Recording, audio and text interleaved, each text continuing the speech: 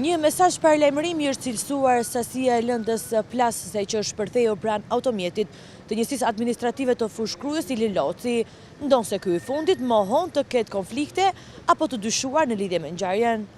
ABC News ka siguruar pamje ekskluzive të mjetit tip Range Rover në pronësitë e Ilir Locit, vetëm pak minuta pasi u regjistrua shpërtimi me lëndë plasëse pranë një restoranti në Larushk të Fushkrujës. Oficerët e policisë gjyqësore kanë rimarrë disa herë në pyetje Ilir Locin në lidhje me ngjarjen, por ky i fundit thosë se nuk ka konflikte me askënd dhe shpreh bindjen se shpërtimi nuk ka lidhje me të. Nga verifikimet e drejtanishme, pista ku janë shtrirë hetimet është ajo e detyrës së Locit. Aktualisht ai është kryetari i njësisë administrative të Fushkrujës, teksa më herët ka pasur detyrën e nën kryetarit të Bashkisë së Krujës. Burime pranë grupit që udhëheq hetimet i thanë ABC News se ka dyshime të forta që autori apo autorët e mundshëm të ngjarjes kanë studiuar zonën më herët ose e njohin atë shumë mirë. Kjo për shkak të itinerarit që është zbuluar nga kamerat e sigurisë dhe shpejtësia me të cilin është regjistruar ngjarja.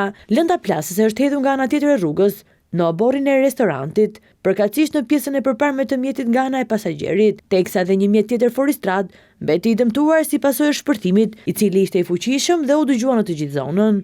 Ngjarja u regjistruar mbrëmjen e 29 shtatorit pranë një restoranti ku Loci ndodhej duke darkuar me disa miqe familjar të tij, ndërkohë që policia ende nuk ka mundur të identifikojë autorët e ngjarjes.